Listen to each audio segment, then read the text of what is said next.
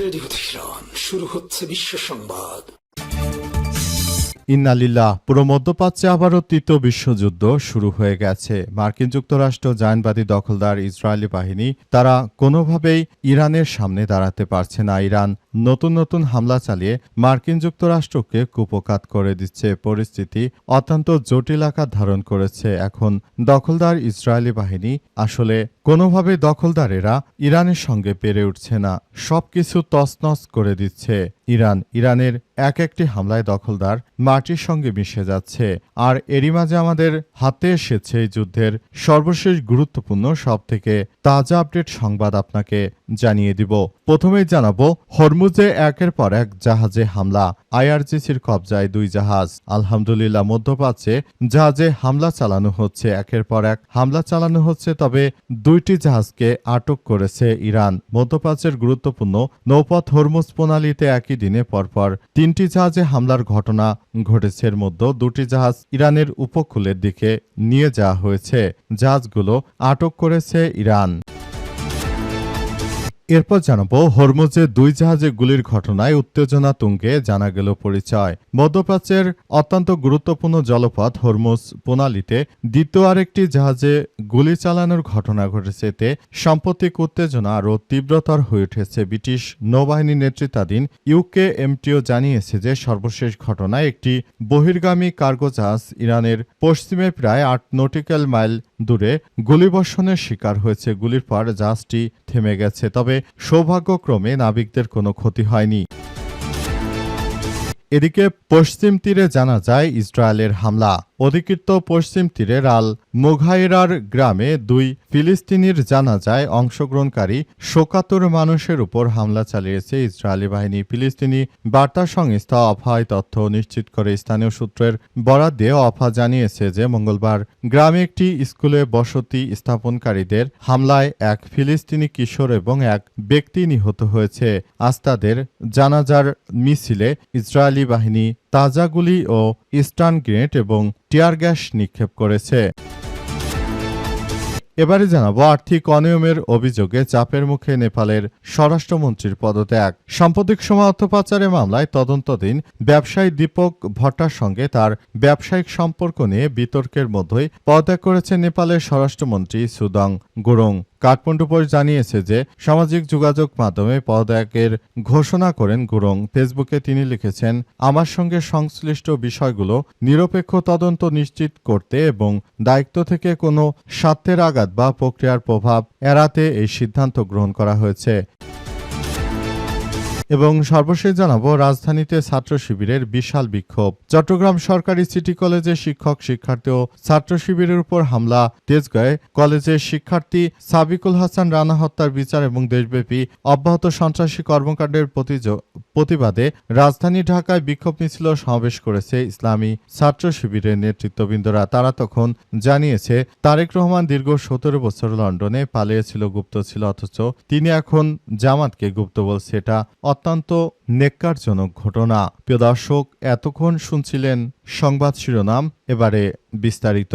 তবে তার আগে বন্ধুরা অনুরোধ থাকবে, এই সংবাদটিতে একটি লাইক দিন।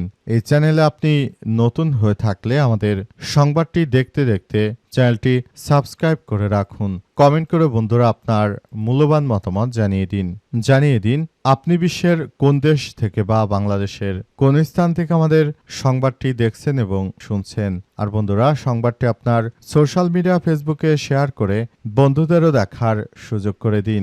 গাজা যুদ্ধে আপনি যদি নিরীহ ফিলিস্তিনিদের ভালোবেসে থাকেন, কমেন্টে ইয়েস লিখে পুরো বিশ্বকে আমাদের এই সংবাদটি দেখার সুযোগ করে দিন। এবারে বিস্তারিত। হরমুজে একের পর এক জাহাজে হামলা, আইআরজিসির কবজায় 2। মধ্যপ্রাচ্যে গুরুত্বপূর্ণ নৌপথ হরমুজ প্রণালীতে একের পর এক হামলা করছে আইআরজিসি। মধ্যপ্রাচ্যে হরমুজ প্রণালী দিয়ে যেসব জাহাজ চলাচল করছে সেই জাহাজগুলোকে এক একে ধসিয়ে দিচ্ছে ইরানের ইসলামী বিপ্লবী গার্ড বাহিনীর সদস্যরা। জানা গেছে, আইআরজিসির পক্ষ থেকে বলা হয়েছে যে পুরো মধ্যপ্রাচ্য জুড়ে যারা এই জাহাজগুলো ইরানের কাছ থেকে অনুমতি ছাড়া যারাই জাহাজগুলো চলাচল করতে চাইবে তাদের বিরুদ্ধে ভয়াবহ ব্যবস্থা গ্রহণ করা হবে। পুরো মধ্যপ্রাচ্য জুড়ে দখলদার ইসরায়েলি বাহিনী ও মার্কিন যুক্তরাষ্ট্রকে চরমভাবে শিক্ষা দেবে ইরানের ইসলামী বিপ্লবী গার্ড বাহিনীর সদস্যরা। তারা সেভাবেই প্রস্তুতি গ্রহণ করতে শুরু করেছে। পরিস্থিতি এখন থমথমে অবস্থা বিরাজ করছে। সবকিছু ধ্বংসস্তূপে পরিণত হয়েছে। মধ্যপ্রাচ্যের সবকিছু তছনছ করে দিচ্ছে জায়নবাদী দখলদারেরা। ইরানও কম যায় না। তারা মধ্যপ্রাচ্যে তাদের হরমুজ প্রণালী ব্যবহার করে যেসব জাহাজ চলাচল করছে সেসব জাহাজে মূলত এই আক্রমণ চালানো হচ্ছে। আজ দুইটি জাহাজে একে একে হামলা চালানো হয়েছে ইরানের পক্ষ থেকে এবং বর্তমান পরিস্থিতিতে এটি অত্যন্ত গুরুত্বপূর্ণ একটি ইস্যু হয়ে দাঁড়িয়েছে এবং এর জন্য দখলদার ইসরায়েলি বাহিনী তারা পরিস্থিতি মোকাবেলা করার জন্য সবকিছু করছে এবং তারা ইতিমধ্যে এই বিষয়গুলোকে অত্যন্ত গুরুত্ব সহকারে দেখছে। হরমুজ প্রণালীতে ইরানের অনুমতি ছাড়া কোনো জাহাজই চলাচল করতে পারবে না। পরিস্থিতি যদি এভাবে চলতে থাকে তাহলে এটি আরো ভয়াবহ আকার ধারণ করবে এবং অত্যন্ত দুঃখজনক হলেও সত্য যে আসলে এই পরিস্থিতির মধ্যে দখলদারেরা তারা শুরু থেকেই বড় ধরনের সমস্যা সৃষ্টি করেছে এবং এই সমস্যাগুলোর মধ্য দিয়ে মূলত এখনও সবকিছু সেভাবেই চলাচল করছে এবং সবকিছু দখলদারেরা তারা নিয়ন্ত্রণ করতে পারছে না। ইরানের নিয়ন্ত্রণে চলে গেছে পুরো মধ্যপ্রাচ্য। এখন ইহুদিবাদীরা তারা চেয়ে চেয়ে দেখছে কি করা যায়। হরমুজে দুই জাহাজে গুলির ঘটনায় উত্তেজনা তুঙ্গে জানা গেল পরিচয়। মধ্যপ্রাচ্যে অত্যন্ত গুরুত্বপূর্ণ জলপথ হরমুজ প্রণালীতে দ্বিতীয় আরেকটি জাহাজে গুলির ঘটনা ঘটেছে। এতে সাম্প্রতিক উত্তেজনা আরও তীব্রতর হয়ে উঠেছে। ব্রিটিশ নৌবাহিনী নেতৃত্বাধীন ইউকেএমটিও জানিয়েছে যে সর্বশেষ ঘটনায় একটি বহির্গামী কার্গো জাহাজে ইরানের পশ্চিমে প্রায় ৮ নটিক্যাল মাইল দূরে গুলিবর্ষণের শিকার হয়। গুলির পর জাহাজটি থেমে যায়, তবে সৌভাগ্যক্রমে কোনো ক্ষয়ক্ষতি হয়নি এবং জাহাজের সব নাবিক সুস্থ আছে। ইউকেএমটিও আরও সতর্ক করে জানিয়েছে হরমুজ প্রণালীতে বর্তমান উচ্চমাত্রার সামরিক উপস্থিতি ও সন্দেহজনক তৎপরতা চলছে এবং যে কোনো অস্বাভাবিক ঘটনাগুলো যেন না ঘটে সেজন্য আর আসলে পরিস্থিতি থমথমে অবস্থা বিরাজ করছে। পুরো মধ্যপ্রাচ্য জুড়ে দখলদার জায়নবাদীরা যে ধরনের কার্যক্রম শুরু করেছে এটি কোনোভাবে গ্রহণযোগ্য হতে পারে না। পরিস্থিতি থমথমে অবস্থা বিরাজ করছে। পরিস্থিতির মধ্য দিয়ে যাচ্ছে দখলদার ইসরায়েলি বাহিনী এবং মার্কিন যুক্তরাষ্ট্র। তারা শুরু থেকে জায়নবাদীরা যে ধরনের কার্যক্রম শুরু করেছে এটা আসলে কোনোভাবে গ্রহণযোগ্য হতে পারে না। পরিস্থিতি এখন থমথমে অবস্থা বিরাজ করার মধ্য দিয়ে এগিয়ে যাচ্ছে এবং এই নেতৃত্বাধীন আসলে সবকিছু অত্যন্ত জটিল আকার ধারণ করেছে এবং এই পরিস্থিতির মধ্য দিয়ে পড়তে হচ্ছে। সবকিছু তছনছ হয়ে যাচ্ছে। পশ্চিম তীরে জানা যায় ইসরায়েলের হামলা।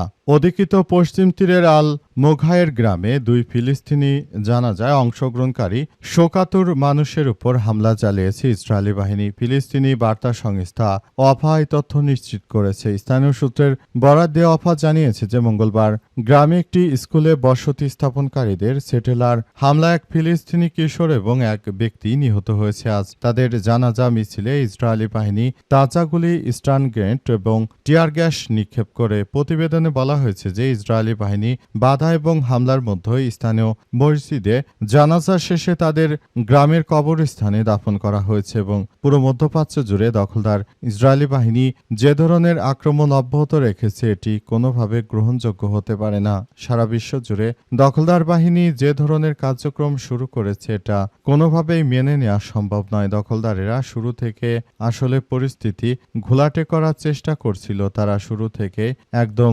ধ্বংসস্তূপে পরিণত করে দিয়েছে সবকিছু। অত্যন্ত দুঃখজনক যে ইহুদিবাদী ইসরায়েল তারা মার্কিন যুক্তরাষ্ট্রের সহযোগিতায় এখনো নির্বিচারে নিরীহ ফিলিস্তিনিদেরকে হত্যা করছে।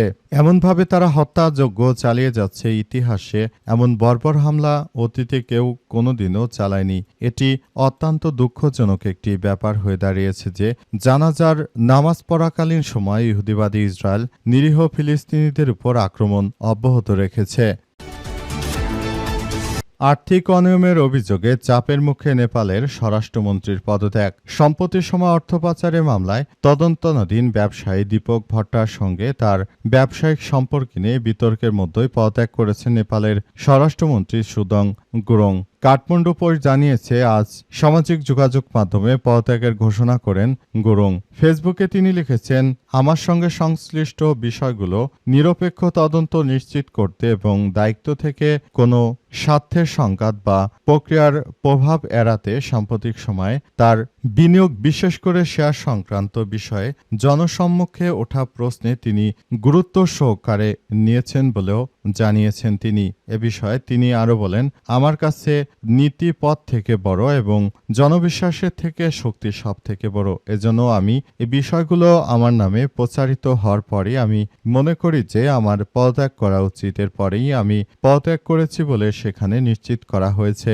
সবকিছু তারা নিজেদের মতো করে পরিস্থিতি দেখভাল করছে এবং তারা জানিয়েছে যে আগামীতে যেন একটি সুষ্ঠু পরিবেশের মধ্য দিয়ে তারা এগিয়ে যেতে পারে বলে এসব বিষয়গুলো আসলে নিশ্চিত করা হয়েছে। পুরোপুরি সবকিছুর জন্য আসলে পরিস্থিতি অত্যন্ত জটিল আকার ধারণ করেছে। এই পরিস্থিতির মধ্য দিয়ে আসলে সবকিছু অত্যন্ত গুরুত্ব সহকারে দেখা হচ্ছে। পরিস্থিতি যতই জটিল আকার ধারণ করুক না কেন, দখলদাররা আসলে কোনো কিছুই করতে পারছে না। পুরো পরিস্থিতি অত্যন্ত সংকটময় পরিস্থিতির মধ্য দিয়ে চলে যাচ্ছে বলে সেখানে বলা হয়েছে।